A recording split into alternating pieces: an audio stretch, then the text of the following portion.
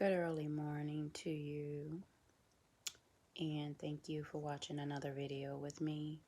I hope my videos this far have been a blessing to you and you have taken something away from them.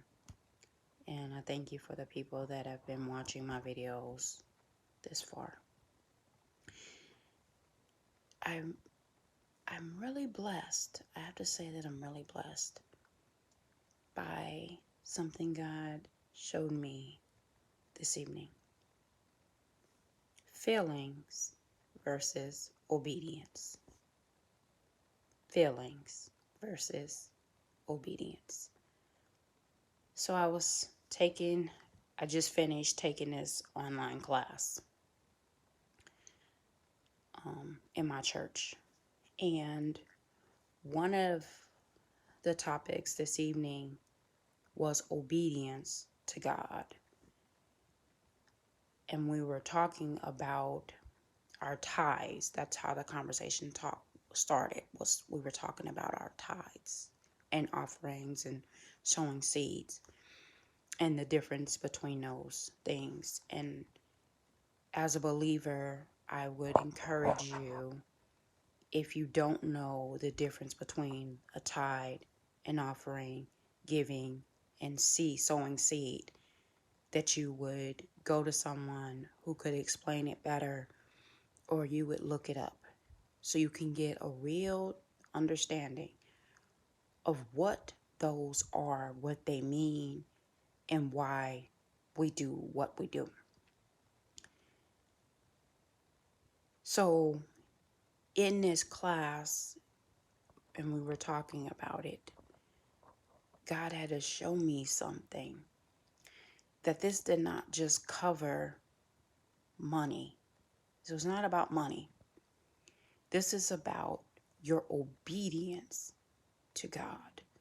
No matter what you call your God, no matter what your higher power is, whether it's Jesus, Lord, Elohim, Allah, whatever. This is not about being a Christian.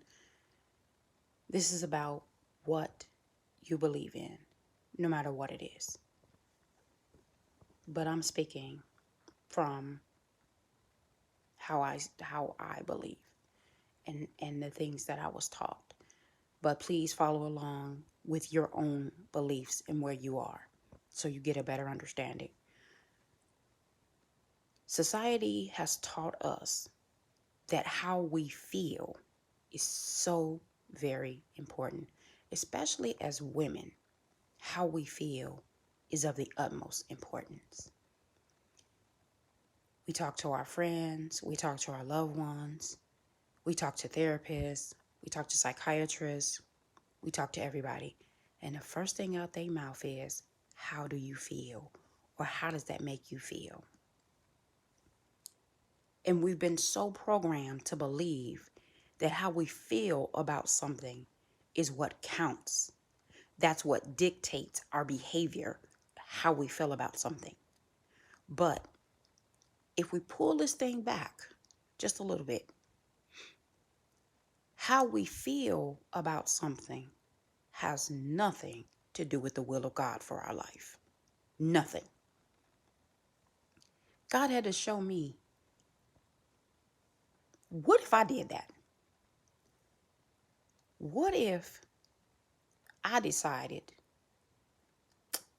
yeah, I don't feel like blessing people today. Yeah, I don't feel like saving people today. You know, no, I don't feel like curing you today. I don't feel like healing you today. No, I don't feel like saving you today. What if Jesus had decided, yeah, today ain't the day for me to get hanged and nailed to a cross for you. Today ain't the day. So, Lord, maybe tomorrow. Maybe I'll get on that cross tomorrow, but today ain't the day. I don't feel good. My stomach hurting. I don't want to be nailed to a cross. My stomach hurting. I got to go pay a bill. Wait a minute. Oh, wait. I'm getting a Gmail in, so I can't be nailed to the cross because I need my hands to check my Facebook page, my Instagram. Wait, I gotta tweet this real quick. before I can get on that cross. What if God had took the attitude with us? What if the things that were around him, he let to impact him in such a way that he did not do what he was called to do? And yet we do it every single day. We do it every single day. God's word says, thou shalt have no other gods before me. No other gods. Listen to me. Anything, anything that you're holding your hand like this, you see my fist is closed. Anything, it does not matter what the thing is, that you're holding like this, that's your God. And you're like, what do you mean by that? If you're sitting there and you're praying, oh God, I don't have money to pay my mortgage. Oh, Jesus. That's your God. Oh, Lord, they're going to take my car. That's your God. Oh, Lord Jesus. My husband getting on my nerves. Why am I saying that? Because these are things that are essential to our living. If I don't pay my mortgage, where am I going to live? How about if you decide, okay, God, you bless me with this house.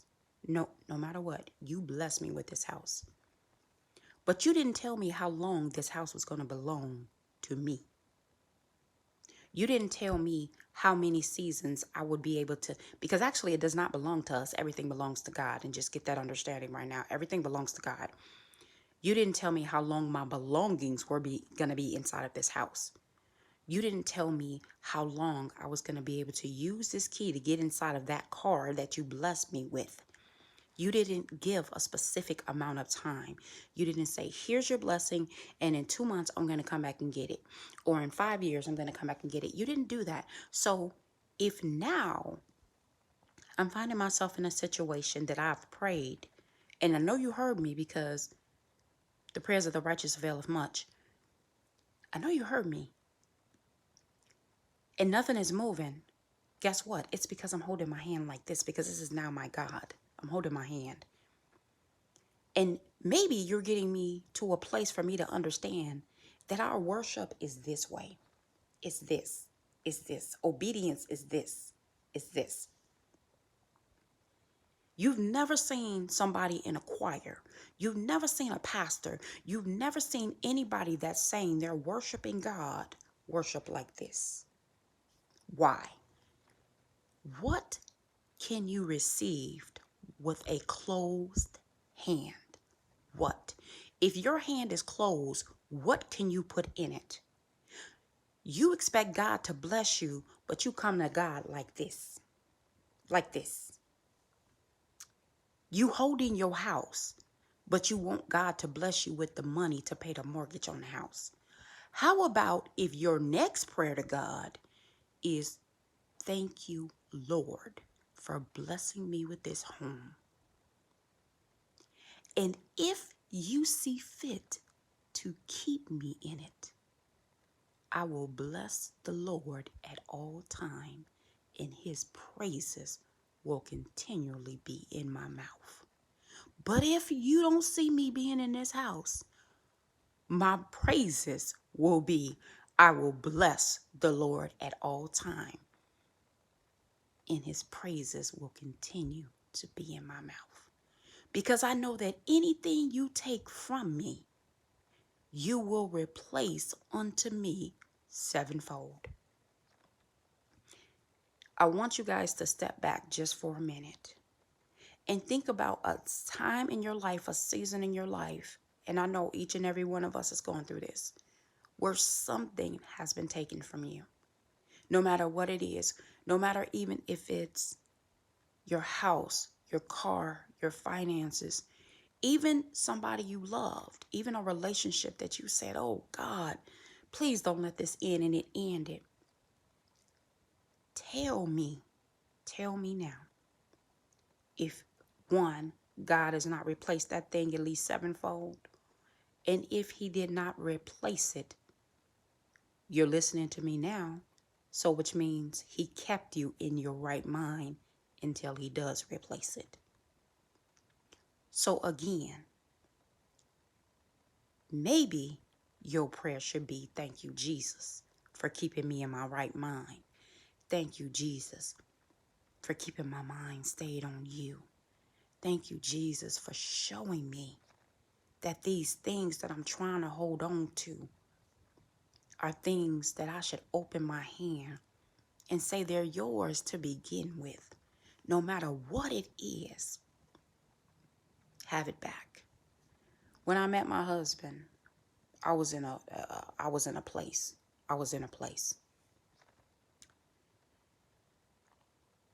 And at first I was like, I'm just not, please, I'm not even, I don't want to deal with another relationship. But when God moved on my heart to show me this is not an ordinary man. This is not, you have to look at what you're getting in this man here. I remember God telling me, give him back. Give him back. Like, so here I am. Okay, I'm losing my mind. Because why would the Holy Spirit show me this man and tell me this is not an ordinary man and to hold on to him? And then turn around and say, give him back. Wait, are you? I'm losing it. I didn't have too much coffee. I'm losing it. And God said, no, you're not. You heard me right. Give him back. If I can trust you to open your hand and give him back to me, then I can trust you with him. But if you gonna hold on to him so tight and not give him back, he becomes your God, and I'm gonna take him. Anything you place above God, your money, your car, your house, your children, doesn't matter. He's gonna take it. Because thou shalt not have any other gods but me. He's gonna take it. So when you start to see loss in your life and you're grieving over that thing, maybe the reason the loss you're experiencing, and I'm not by any chance, by any means, saying that this isn't a real thing you're going through, because I have went through some losses that I'm like, this, I'm not even going to make it this time. And yet I'm still here making a video. So you will make it through. Just so you know, be encouraged, and you'll make it through no matter what that loss is. But if that loss is something because you were holding on so tight to that thing, learn a lesson in that. Open your hand to God and give that thing back to God. Go to God and say, here, this is your house to begin with. If you want me to stay in it, if it's your will for me to stay in it, you'll make a way. Here, this is your man. If you want me to have him, you'll make a way, and I'll keep him. Here, these are your kids. If you want me to have them, you'll make a way. But if not, if it is not your will, I will bless the Lord at all times, and his praises will continually be in my mouth. That's as far as that goes. As far as feelings and obedience, because I'm sorry I got way off this subject, and praise God. What I was talking about was we've been so conditioned to believe that how we feel is important. But when it comes down to God and things of God, it actually isn't. So I'm going to talk about the feelings in a marriage, because it's kind of the area that God deals with me most on. So When you're in a relationship and you're like, oh, he is making me so mad, and I'm not cooking dinner. Oh, he is making me so mad. I'm not submitting to him. I'm not. I'm not. I'm not. Mm-hmm. Then you go to God and you say to God, oh, Lord, I'm having so many problems on my job and they getting on my nerves. And God is sitting there like, so you just all in your feelings. You just all in your feelings. You haven't realized that this is about obedience to me. The job I gave to you, the spouse I gave to you, husband or wife, the kids I gave to you, whatever I gave to you, if you submit to my will for your life, do you not know that now we are in a covenant relationship about that thing? We are in agreement. We are coming into an agreement. So I now cover you for that thing. I give you grace for that thing. So if you decide to come into an agreement with me and say, okay, Lord, you've given me this spouse. What do you want me to do?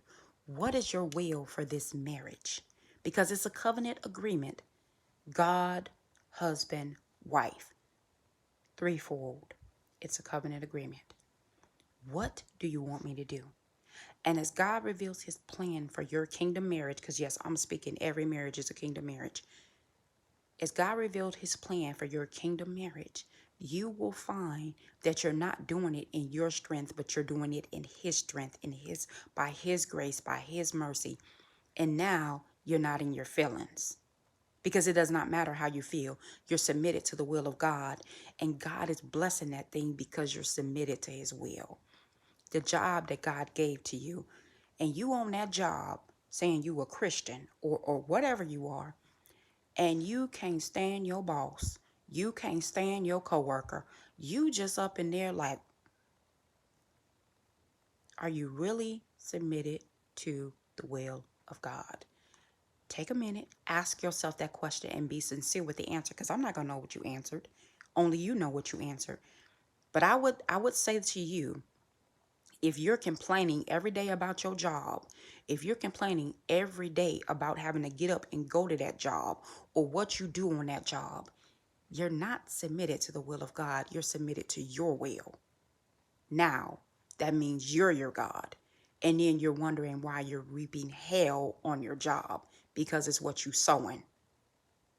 You reap what you sow. Okay? So if you submit to the will of God for your life, that job will go from being the thorn in your side to the blessing God gave to you. And nothing else has changed. Just the fact that you have now submitted to the will of God. And what do I mean by that? I mean that it does not matter how you feel. You could be up in there with a whole bunch of people that ain't nobody saved in here but me. Well, why you think you're in there? Because you the saved person.